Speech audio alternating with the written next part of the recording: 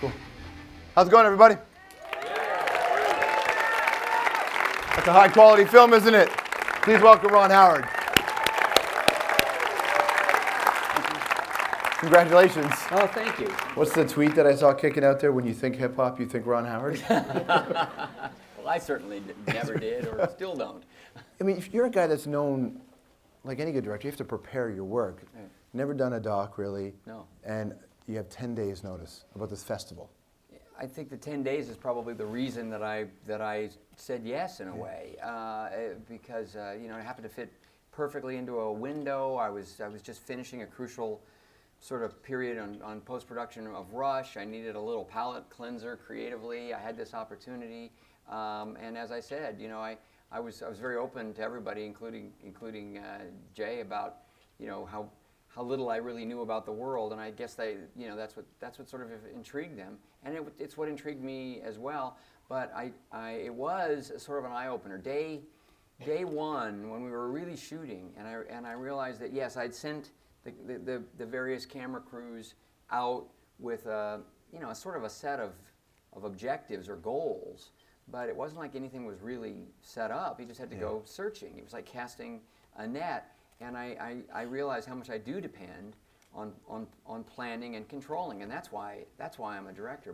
But it was fascinating. I enjoyed it, and then the post-production phase was much more familiar to me. And right. And Josh is a great editor, and Jonathan Silverberg, yeah, there he is. Jonathan Silverberg, you know, was sort of the key, you know, in the trenches producer and second unit director. He's had a lot of experience, but I did find that that's where it all felt familiar to me. Yeah. That's where I could look at a moment, even though it wasn't a scripted moment, but I understand sort of where it might fit or might not fit within the sort of the flow of a forming narrative. So story is story. A story is ultimately a story, and movies are sort of told by the, you know, really the juxtaposition of images and ideas. But the best advice I really got was from the great Jonathan Demme, who's fantastic at narrative filmmaking, but also, you know, makes brilliant documentaries. We're both on the board of an organization in Westchester County called the Jacob Burns Film Center. So we were at this. In fact, I think I'm wearing the hat right now. You are, yes. Yeah, Okay.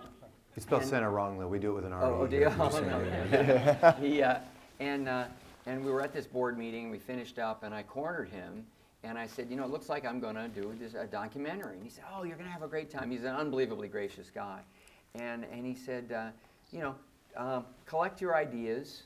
You're doing it for a reason, but you just got to go and see what you see, you know. And so I really did let my curiosity guide me, and you know, I really didn't know what it would be. You know, I really had no expectation particularly, other than I wanted to try to get an overview, you know, a sense of how it worked, because I did feel, all right, well, this is an enterprise.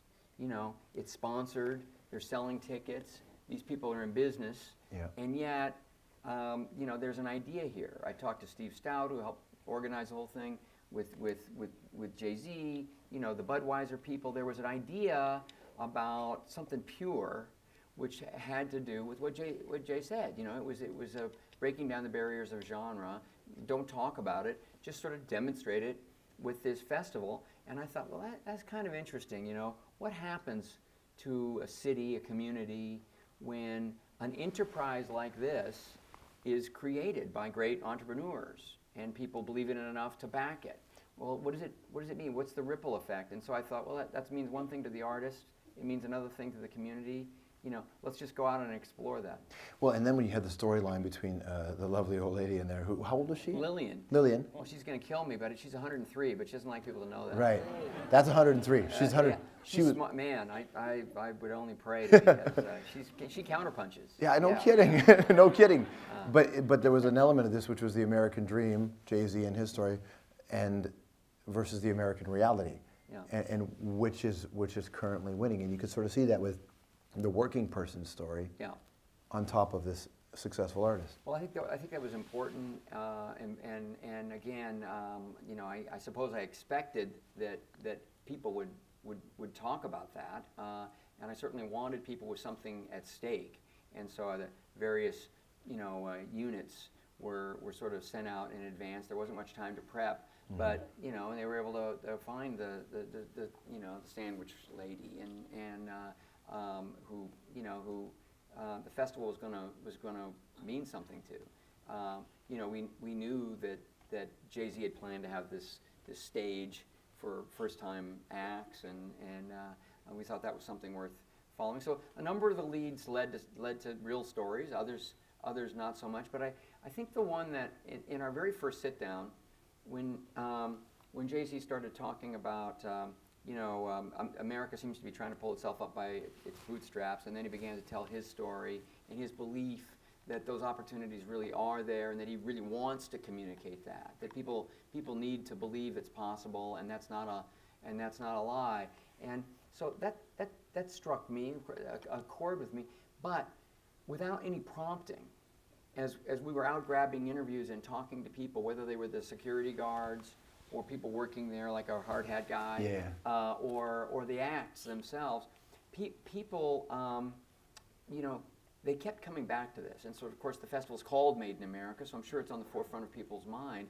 But you'd start talking about it, and there was really, to a person, a sense of, yes, it's tough, yes, it's been tough, but I don't believe I'm a victim. I don't believe I need to be victimized. I don't believe, I really believe this is you know, a place where, you know, if you pay the price, you can define yourself in a way. And was that surprising to you? It was surprising to me how pervasive it was. Yeah. And that was, in fact, you know, it was gratifying. I was pleasantly surprised. What was your confidence level going in? Because it was a completely different experience and you hadn't done it. And even though you got great advice and you have a team you trust, were you as confident when you sat down with an Eddie Vedder, or aware of what it meant that Run DMC were coming back to do this? It was I'll tell you, you know, I've been interviewed all my life, and going back to, you know, Hedda Hopper, the lady with the big hats in Hollywood, in, you know, the late 50s. And I didn't realize how tough your job is, and I think I could do better. Yeah. But you know, but I did the best I could, and I also I realized, because nothing really was planned except you know, I knew I was going to get a couple of chances to talk to Jay-Z. I knew he was going to give us access, and we, you know, I talked to Reverend Run ahead of time. Everybody else was on the fly. Everybody. Even Eddie. Even Eddie, absolutely. Until you know, 3 minutes before the interview, we weren't 100% certain he was going to. Were you sitting there saying, "I'm Ron Howard. You guys asked me to be here"? Well, Eddie didn't ask me to be there, you know, and so every other act that was involved was really sort of volunteering themselves, including Daryl, who, you know, was so dynamic and had so much to offer. You know, and I don't know, I kind of hope that the next thing, now that we finally have the film together and we have distribution, or the beginnings of it through Showtime, that some of these other interviews will maybe get presented in longer form, because, you know, a lot of people had really, really interesting things to say, and we sort of stayed on point and on theme. But they were fairly wide-ranging conversations in some instances, even though it was only, you know, generally 10, 15-minute conversations. The quote about how where music steps in, where politics and religion have failed. Love that. That's a moment. Yeah, but I also like the sandwich lady when she said, "See why I take risks." Yeah. You know, she had a great spirit. Will you do more documentaries? You know, I had a really good experience, so I would. And I even have some subjects that I've always kind of kept in the back of my mind, you know, that it might be worth a try. And I've had such a great experience. Again, it was also fun for me. I always try to build a great team. You know, the Radical team was fantastic, and of course, experienced and knew what to be looking for. But I also was very gratified creatively, because it wasn't something that just kind of ran away with itself. I was able to, you know, methodically find the stories that interested me, and, you know, with everybody's support, they just kept getting better and better and tighter and tighter. And you know, it's like a lot of things. You know, there are things that we've left out that I like, but you know, it was fun to share it with an audience tonight. Yeah, because this is not a common experience for you to be able to sit and watch this film with an audience. You won't do that again. Well, no, this is the one and only. I had some small screenings, as I always do, just to see how the movie plays. 20, 30 people, did a bit of that, but not a big, massive crowd at the Toronto Film Festival. There you go. So thank you for showing up. How, regardless of all the wonderful people you've worked with over your career, how will you ever do a production again without Tyler, the creator, around? He's awesome. That's magic right there, man. You know, I mean, some people said, "Do you want to leave out the thing where he's making fun of you?" And I said, "No, that's the best part." I mean, the audacity, and yet, and the way they're choosing to live is really cool. There's been a lot of conversation in a way about this. Not to try to bridge into a conversation about Rush. But I want to go there. But Rush is the 70s.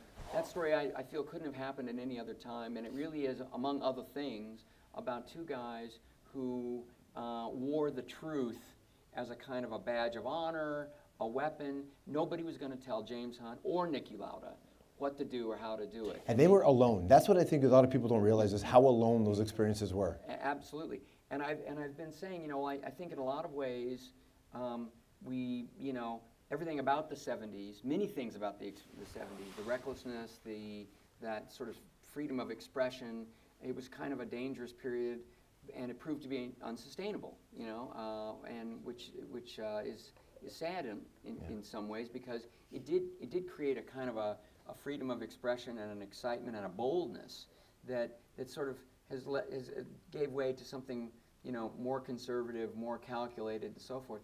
But then you turn around and see these guys, and you realize that they too are wearing that kind of individuality as a badge of honor, and people like Jay-Z are respecting them for it and celebrating them. Was your same experience, can you apply that to television and film, because you've worked in it in that decade as well?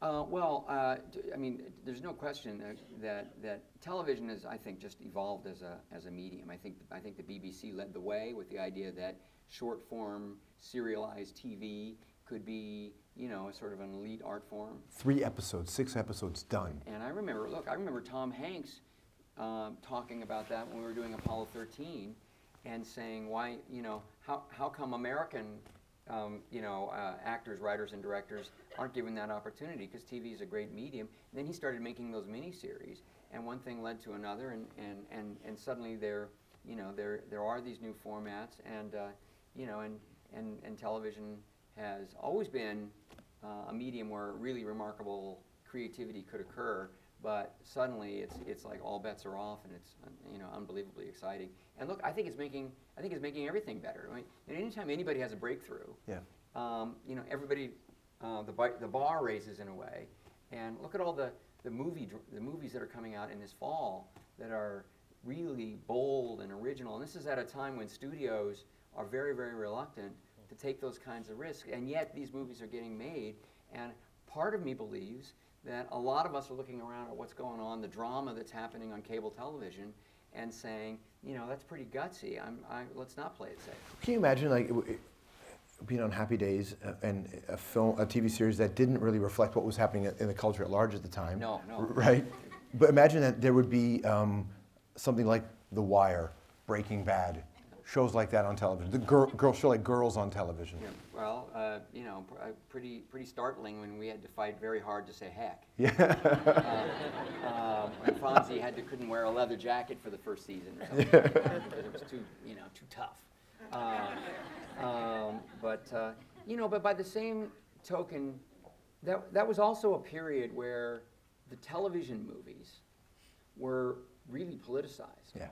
And like Private Slovak. I mean, there were every year there were 5 to 10 really serious, cool dramas being made on television that the studios would never touch. And at that point, there was no real indie environment to exist, and so that was the place that those voices were being heard. So television's always done its part in a way, and it continues to. Have you felt there was a moment in your career where television and film at the same time had stagnated and nobody was really pushing?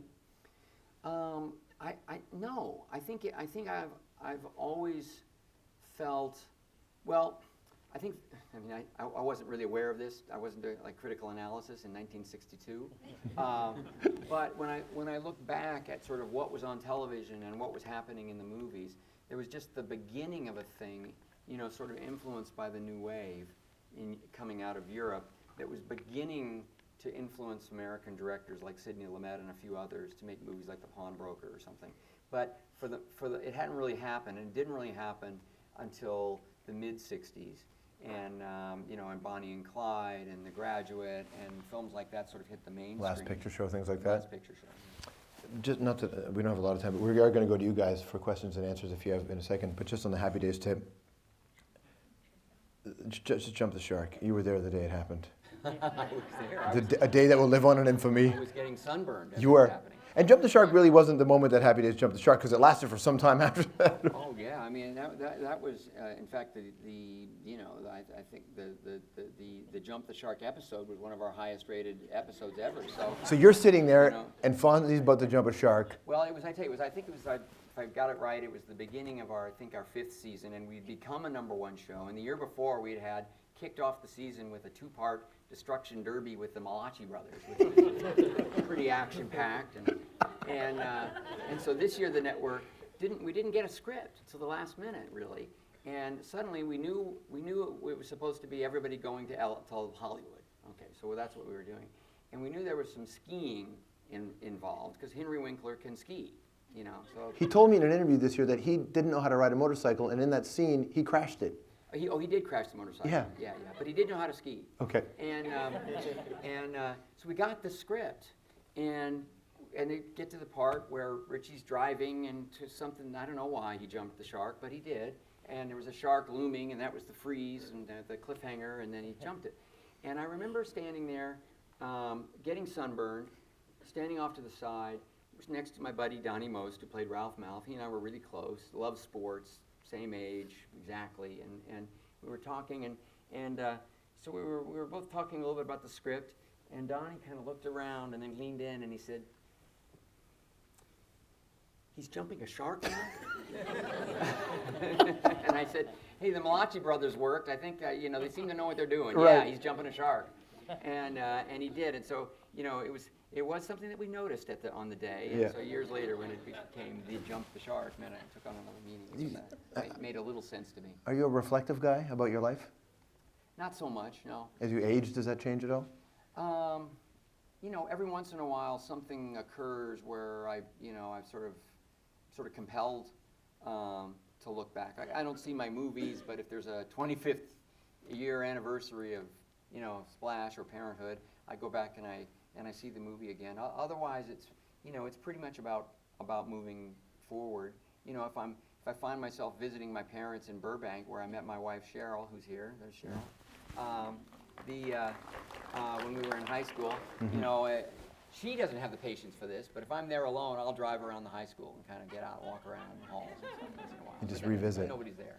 When you were born, was your father, was the farm involved, and also he was in the military, in the Air Force or something like that? Yeah, my dad was in the Air Force when I was born, but he had already been an actor. He grew up on a farm, and he was the oldest son, and he had obviously no connections. He loved Roy Rogers and Gene Autry, and he was this kid in Oklahoma. He decided he wanted to be a singing cowboy. As one would do. As one would do in that point. And I've always been very, very grateful that nobody ever, wised him up to the fact that he cannot carry a tune. Couldn't then, can't now. But he at one point he had a lot of friction with his father, who, had built this farm, and he probably wanted to hand it down to his son. And one day,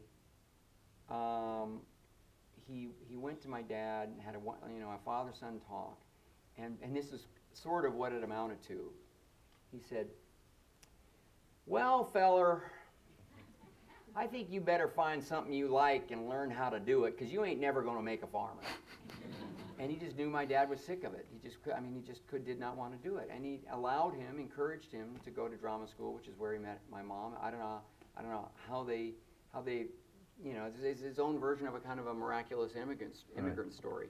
We could have had it made in America. he made a life and he changed the course of his family. Could you imagine how different your life might have been if your father had not gone back to it?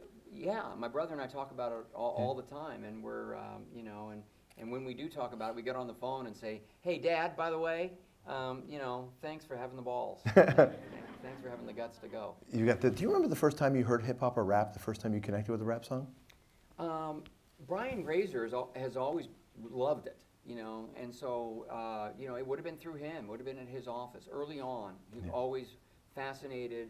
Sensed it was important, sensed something was happening. I was probably one of those thinking it was kind of some sort of passing fad, more like disco or something like that, and no idea that it was an art form, a sustainable art form.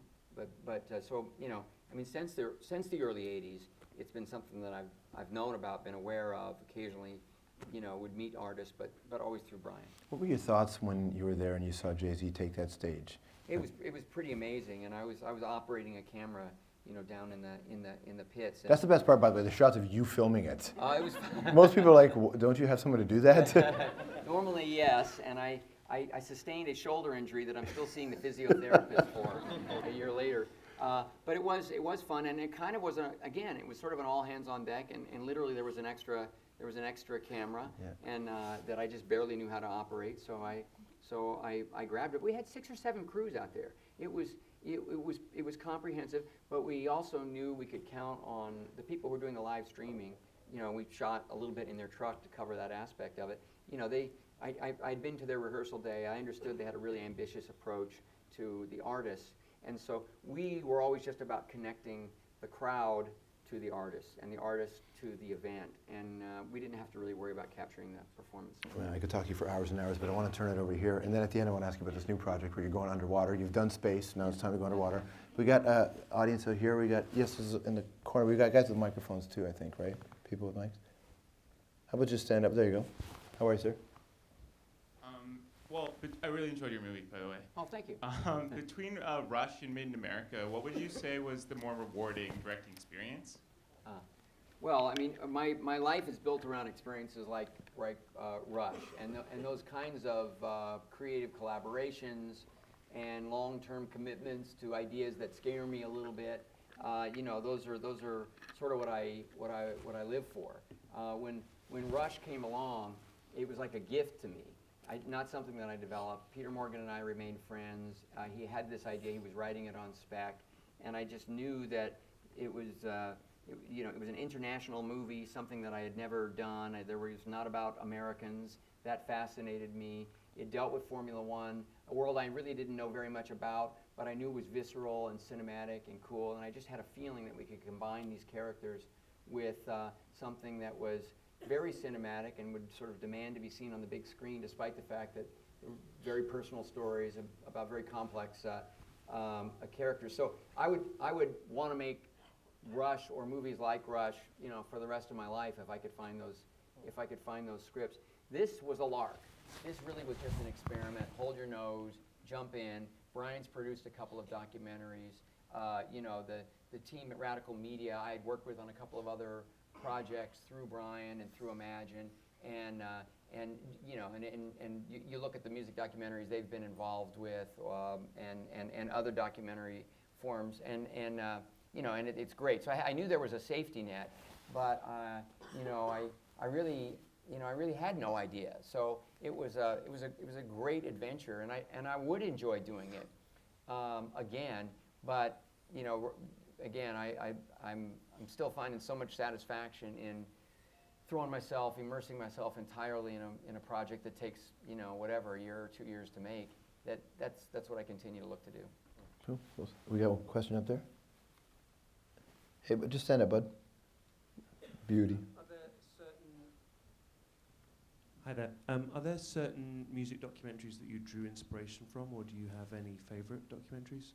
Well, there's the one thing that Rush and Made in America have in common is that Gimme Shelter was a terrific influence on both films, and stylistically, it really helped me define what I wanted to do with Rush, because while the F1 documentaries are great and exciting, and the Gimme Shelter did such a great job of sort of capturing the spirit of the glamour and the industry, you know, around an event. And with that film, given the subject matter, there was a sort of an impending doom.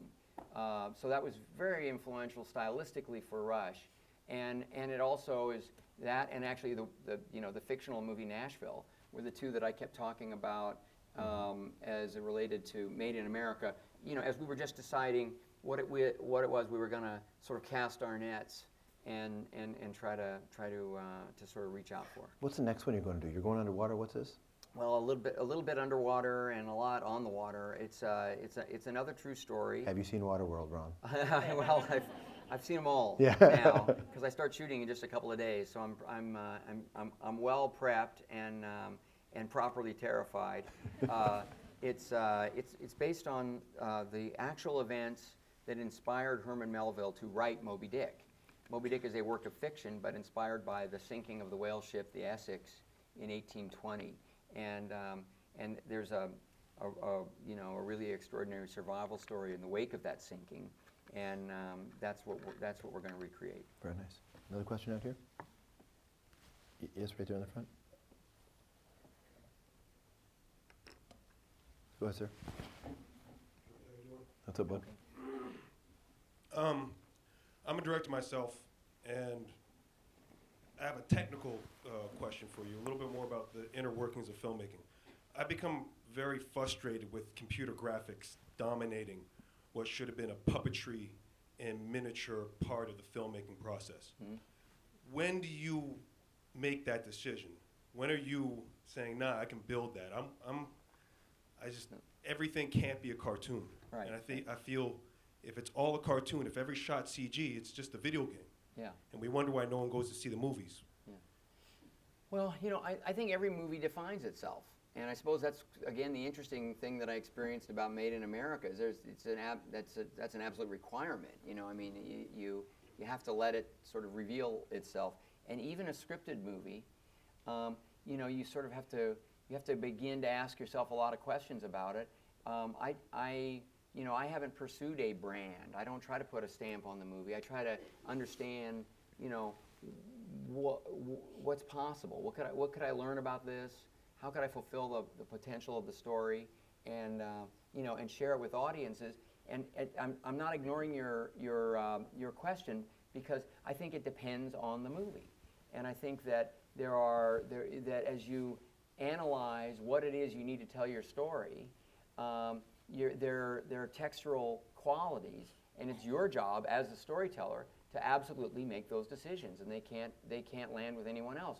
But I also don't think you should carry around a bias. So there may be times when CGI is absolutely the solution to your storytelling problem. But yes, analog does have value, and even the CGI artists will encourage you to get as much in camera as you possibly can and let them build upon or enhance. With Rush, there's a lot of CGI, but there's vastly more in-camera car action than I ever expected we could do. I thought that for safety reasons, there'd be things that we just couldn't even approach. And when I began to work with the precision drivers and saw the high-performance capabilities of those cars, even though it scared me a little bit, I felt, well, we really can do this. And even Double Negative, whose job it was to do the CGI, they were giving up shots. They were encouraging me, even though it meant their bill was going to be reduced, to be as authentic as possible, to do as much in camera, which, by the way, then raises the bar on what you're going to do CGI. But Apollo 13 was the last big sort of visual effects model making movie that I've been aware of. But I know Scorsese still prefers models in miniatures in certain situations. So they're all tools. With Rush, I used every single tool at my disposal. Some of them, most of them, 100 years old, but some of them, 6 months old. Right. And all in an effort to try to do something seamless that transports people. Cool. Another question over here. Yes. Well, first of all, thank you for bringing Made in America here to Toronto for us. I really enjoyed it, and I'm looking forward to your next production, your next doc. So my question here is a little bit harsh for some of the audience. I apologize for this, but what would you tell those that are here that don't embrace hip hop and don't embrace rap and still kind of plug their ears to it? What would you tell them and how to open up their ears to say, look, this is here, it's here to stay? Oh, well, I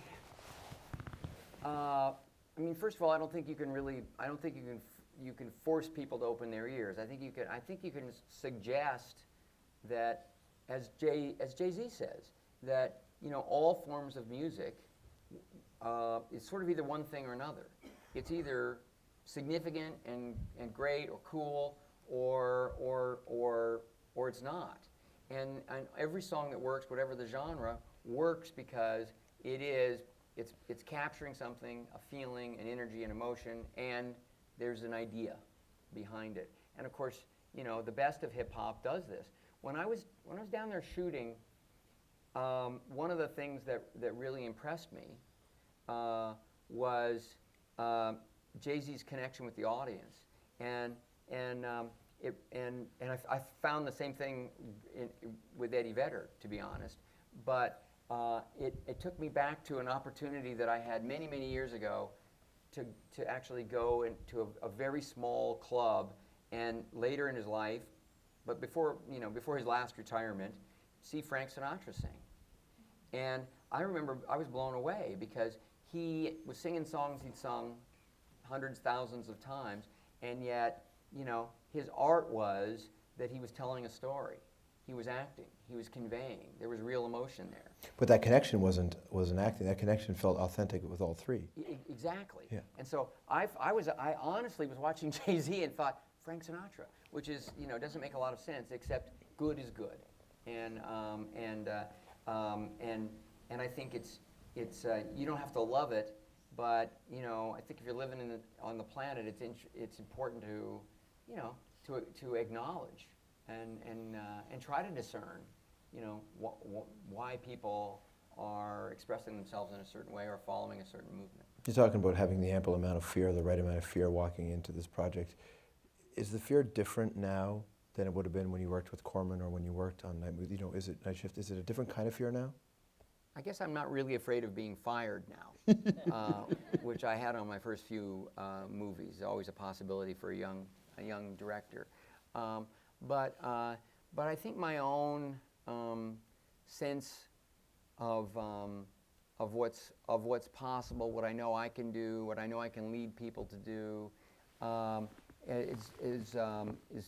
is pretty high, and I don't think it's anybody else's job to realize it. So from the time I was young to today, I take on the job because I want to bear the responsibility, but by the same token, I know I have it, and and failure is an option, and one I don't savor experiencing, and also a lot of people are sure, it's a job, people are getting paid, people want parts and they want the job, and they want the gig, but the people that I work with generally have a lot of options, and yet they choose to work under me, with me, on a story that I've ultimately selected, and I take that responsibility pretty seriously as well. Everybody I've ever come across who's been in a Ron Howard film says they always want Ron Howard to call them, except when you've done shooting. Because if you ever get a phone call from Ron Howard after you've done shooting, it's Ron calling to telling you he cut you from the film. Is that accurate? Yeah, well, my dad's had that call a couple of times. That's a rough one. You cut your own dad. I have, yeah. And because the editing room is where you really find the movie. Yeah. And he's a good actor. It was never because he fumbled, but you finally have to forget about why it was conceived in the script, and forget about why you shot it, and just look at what you believe the movie can be, and you have to be kind of harsh and cold about that. It's great to see you, man. Thank you so much. Thanks so much. I'm going to have a Ron Howard, everybody.